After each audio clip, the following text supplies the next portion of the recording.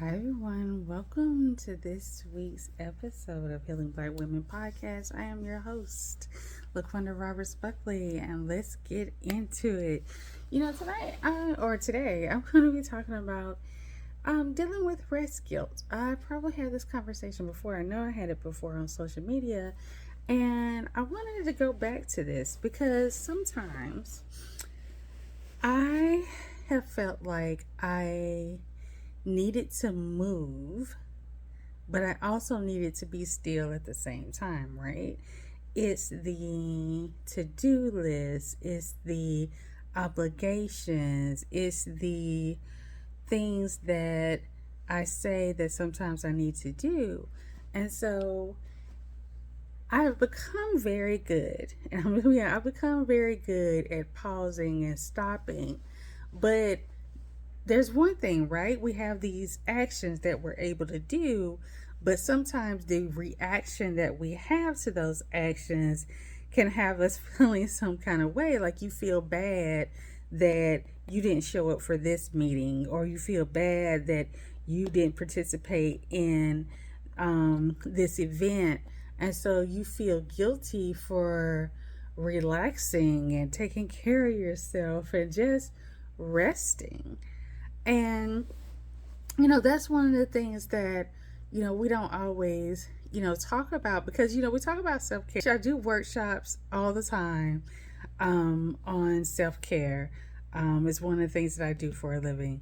And one of the things we have to start adding into this conversation is dealing with that guilt that comes with, okay, I really need to rest, or I'm going to take this rest for myself.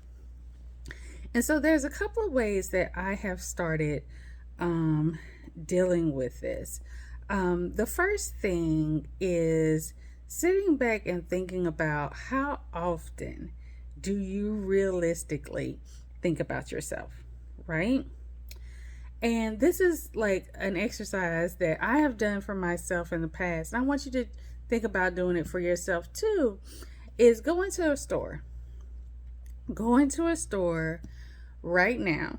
Go into a store and actually think about how many times you thought about other people. You go into, let's say, a Target. You go into a Walmart. How many times in that store did you think about other people? Oh, such and such needs this. The house needs this. I need to pick this up for XYZ's birthday. Oh, I got to get this for that event. Oh, this will look good in such and such rooms. How many times do you actually think about yourself when you go into a store to purchase something? And how many times are you thinking about someone else and seeing about someone else's needs? That's a good indication. So if you go into a space where you're about to spend your money and you're thinking about everyone else, right?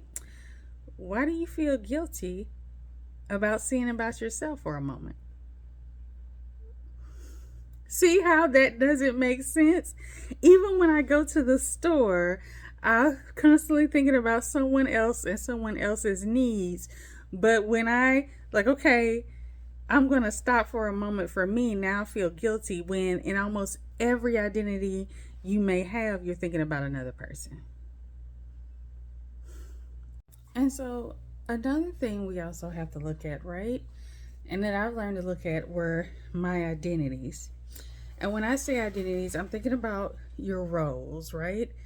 How many of those roles are essential to like who you are? So I had to stop and take inventory to think about how many of the roles that I have in life are essential to LaQuanda being LaQuanda, right? How many of them really pour into the core of who I am, my identity as a person, my personality, my characteristics, who I define LaQuanda as, And so when I start thinking about what are these roles and identities that I have that speak to the core of my essence, then it became a little bit easier for me to say, okay, I need to pull away from this one, I need to pull away from that one, and I need to pull away from that one.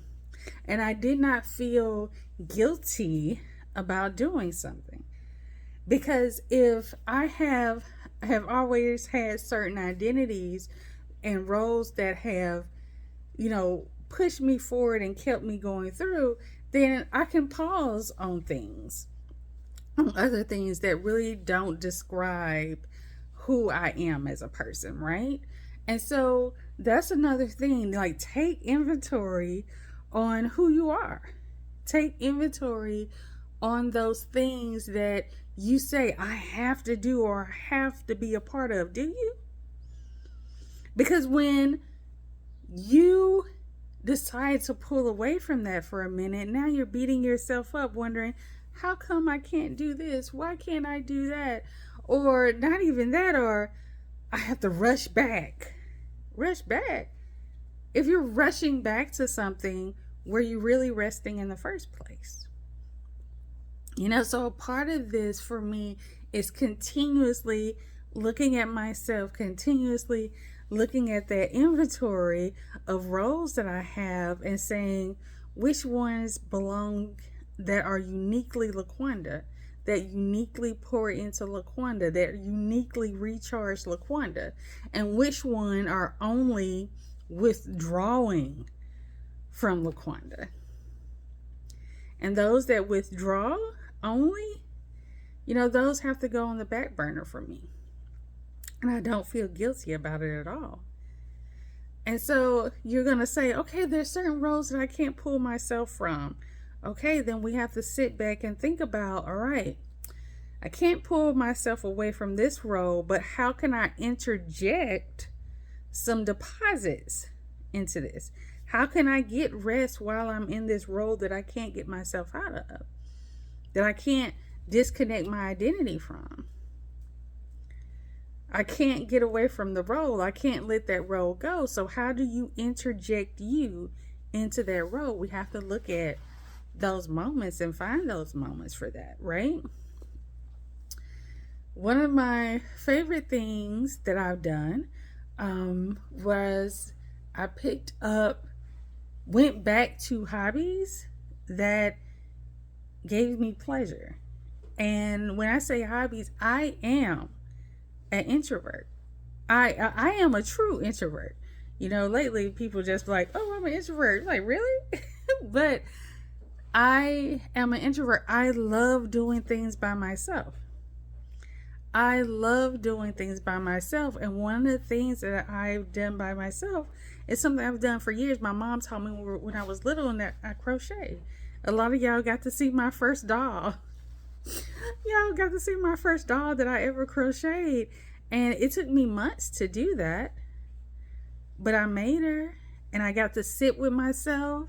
I would look out the window and just enjoy the skyline, or I would sit in my chair and watch anime. But I reconnected to things that involved me and felt good to experience. And so that's another way that you combat that feeling of guilt for resting, by connecting with something that is charging you, that you enjoy doing. Something that just puts a smile on your face, something that motivates you. I loved working on that doll. So much so, the crocheters out there would know I injured my arm. I had to stop crocheting for almost 2 months. I had to stop crocheting. But that reconnection and that excitement was like, oh my gosh, the problem solving when I made errors. It was something that poured into me. And so when something is pouring into you and recharging you, it is hard to feel guilty about that. It's hard to feel guilty about that because it feels good. It feels good. And another thing I would say that I have done to really deal with rest guilt is understanding and remembering how I felt when my body just collapsed. You know, when you're so tired, you just can't do anything, and you're so exhausted, you can't move, you don't want to do the things that you enjoy, you're agitated and aggravated, and you want everybody to stay away from you. See, there's a difference between wanting time alone and wanting everybody to stay away from you. There's a huge difference. It's the intention. I'm intentionally, when I want time alone, I'm intentionally saying I want to make this space special for myself. When you don't want anybody near you, you're running away from it. You're running away from that aggravation, that agitation. And you just feel like if another person comes in your space, you're going to lose it.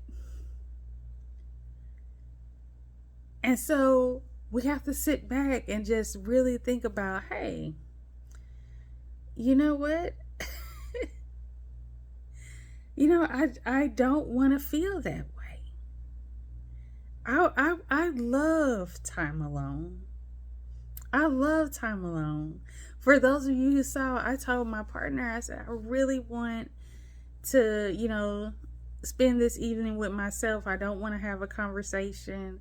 I don't feel like, and you know what happened? They sent a bunch of stuff to my house for that evening. My favorite snacks, 8-piece thing of chicken from one of my favorite grocery stores. But they helped me ensure that those moments were an oasis for me. See how that's very, very different than I just want everybody to get away from me or don't come near me. Spending time alone and not wanting people around you are two different things, okay? Those are two different things that we have to realize and we have to acknowledge. And I'm always including myself and reminding myself of this. And you know what? I am at the point right now that I enjoy resting. It's not a byproduct of being exhausted anymore. It is something that is strategic and intentional in my life. And it is something that I look forward to as not just a reward, but as a practice in how I maintain peace and how I maintain and protect my energy.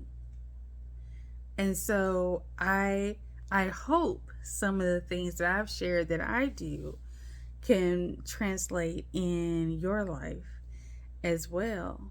Because when you reach a state where you can enjoy rest, it is a beautiful moment to have for yourself. And I wish that moment for each and every one of you. So thank you so much. As always, if you are interested being a guest on the Healing Black Women podcast, you can email us at info@healingblackwomen.com. If you have any questions, you can visit our website, www.healingblackwomen.com. And we look forward, or I look forward to talking with y'all later. Have an amazing, amazing day. Bye.